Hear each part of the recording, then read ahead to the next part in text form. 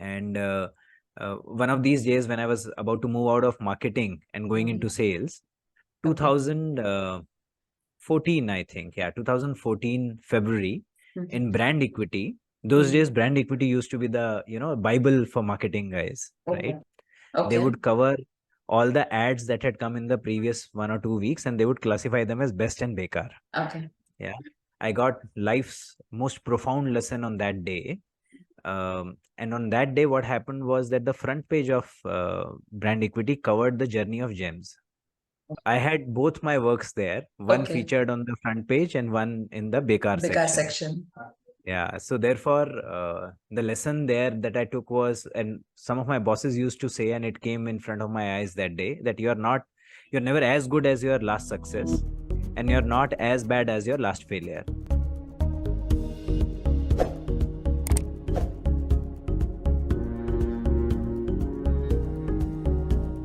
Hi everyone. Welcome to Icons Behind Brands. I'm your host Devlina, and I'm back with another special guest with me, a special episode, and meet Mr. Sudeep Chawla. Sudeep serves as a Vice President of Marketing and Services at Pidilite Industries, but his journey has taken him through the realm of podcast hosting. He has worked with companies like Mondelez International, Faculty of Management Studies, a variety of experiences and industries, with a profound passion of storytelling, brand and category building, and the art of forging meaningful human connections. Sudeep's insights are a treasure trove for marketing enthusiasts. So, a warm welcome to you, Sudeep. Thank you very much. That was a very kind set of words from you. Would love to connect the dots from where you have started, where you have reached. If you walk me through the key highlights of your professional journey and what led you to where you are today, so that would be great for our viewers. I grew up in a very small town in Haryana, and at that point in time, I remember we used to only have three careers: doctor, engineer, or loser. Yeah, so therefore, most of my classmates, to avoid the loser tag, used to get into either medical or non-medical, etc. So I myself was somebody who was preparing to be a doctor. So that's where my first destiny lied. And the year I appeared for my medical exam, I realized that I was short of the minimum required age by Okay. about 20, 25 days. So, which led me to then, repeat a year. And that point, I possibly realized that, spending another 5 years studying non-medical would be a pain. So then I turned towards engineering. Okay. So became an engineer, did my engineering from Chandigarh, worked with TCS for a year, Mhm. like most of the software engineers do. And while I was there, I realized that this is not something that I wanted to do. Okay. So you will see that my career has been a series of accidents and realizations. And I've Mhm. just gone on to make some choices from there. So that is where I realized that this is something that I don't want to do. And Mhm. hence, I appeared for MBA, cleared FMS. Uh, FMS actually gave me a very solid grounding Okay.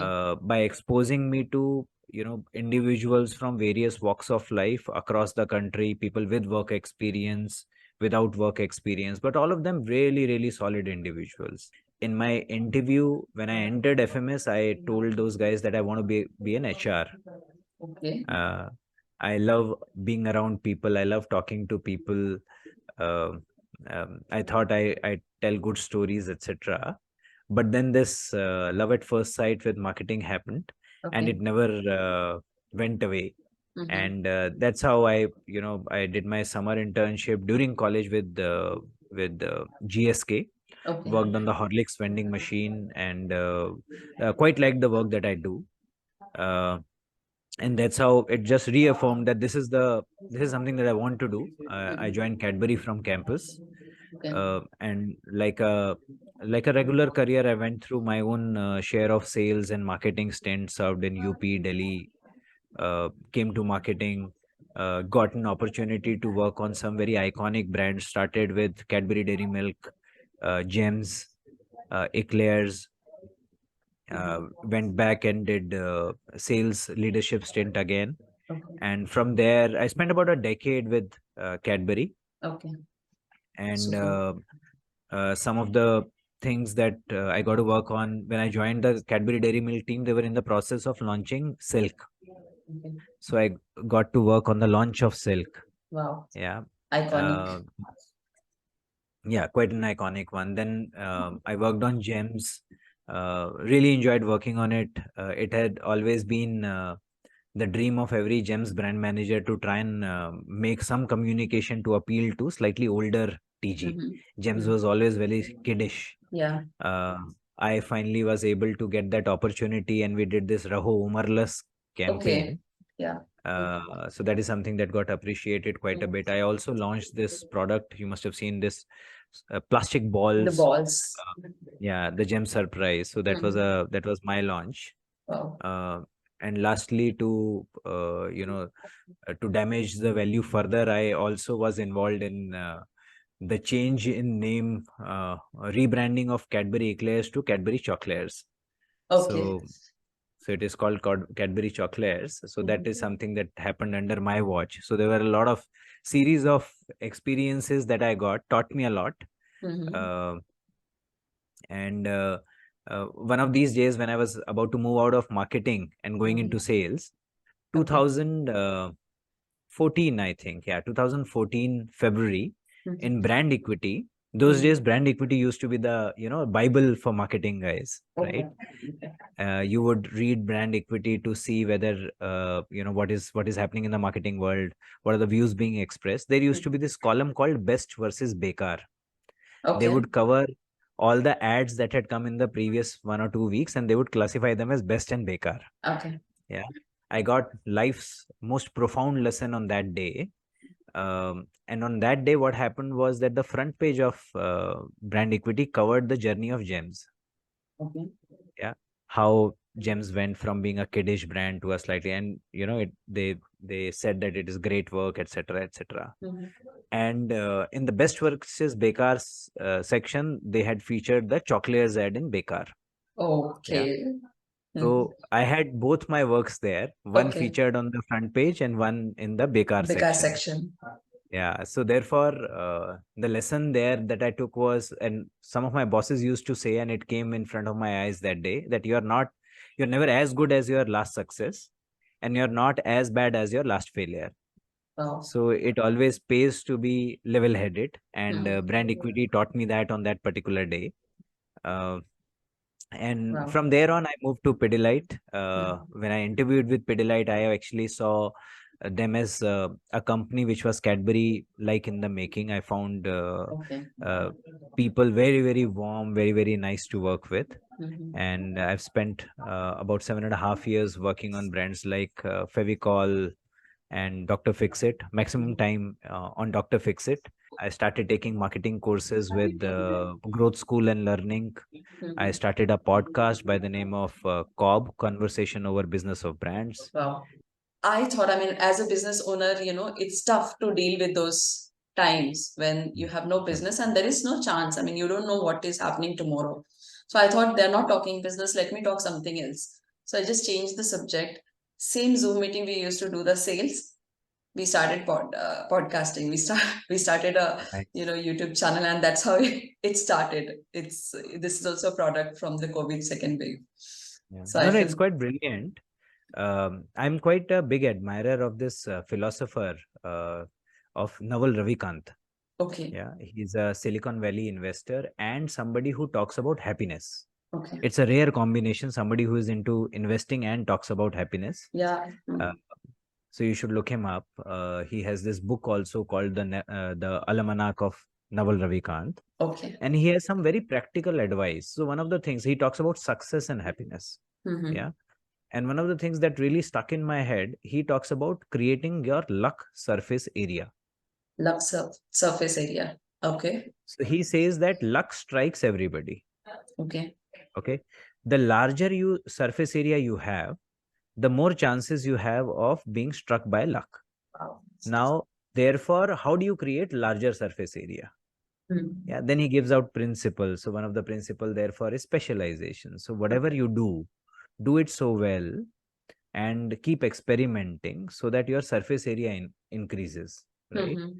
There are various examples. There was this Thailand youth team that had gone to some caves to celebrate their victory in a cup, and the caves caved in, and the water got filled, etc. there, and it got covered in news all across. It was either Thailand or Philippines. I think it was Philippines. And in fact, Elon Musk offered that I will, put my company, the boring company, into practice. I will bore through. People said no, the caves will completely collapse. Finally, they zeroed in on a British deep sea diver. Okay.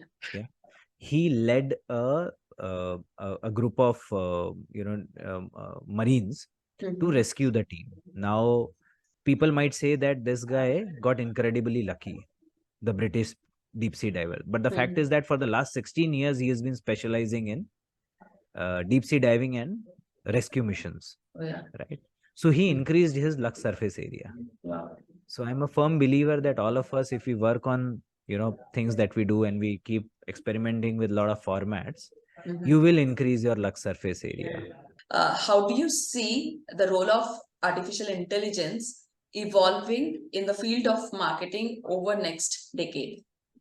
My view will be that all the non-value adding work, we should try and get to an AI use case for it, and thereby keep lifting the work within marketing to think more consumer, to think more, figuring out how to solve consumers' real problems and how to make our brands, our products, our services dearer to him or her.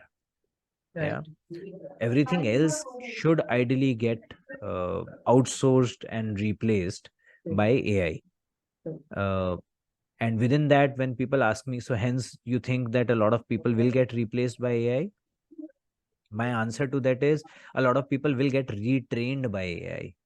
Those who were possibly, as I said, entering the bills today, yeah, those guys would retrain themselves to give commands to AI so that AI can, enter the bills and check the bills, etc. Right. So it's about, hence, uh, finding use cases which are taking care of non-value adding work, and then making sure that you have sufficient number of people who are able to use your technology to do that. Right. And this fear about AI, Devlina, give me a couple of maybe a minute to talk about this. Yes. Technological innovation has been happening in the world since time immemorial. That's true. Wheel was a technological intervention. Fire was, internet was, computers was. And in every point in time, we felt that it will put a lot of people out of work. Yeah. But look at the resilience of humankind. We tend to learn newer skills and we keep uplifting our own work. That's true. Right? Before wheels, a lot of the people used to walk such long distances to bring goods, water, food, etc. Now, after wheels, you don't need as many people doing that. So, where are those people gone? Even the population is growing up, right? But people have retrained themselves to do more value adding work, and hence, I don't think we should look at AI as something which is once in a lifetime phenomena. Your lifetime is full of such generational changes.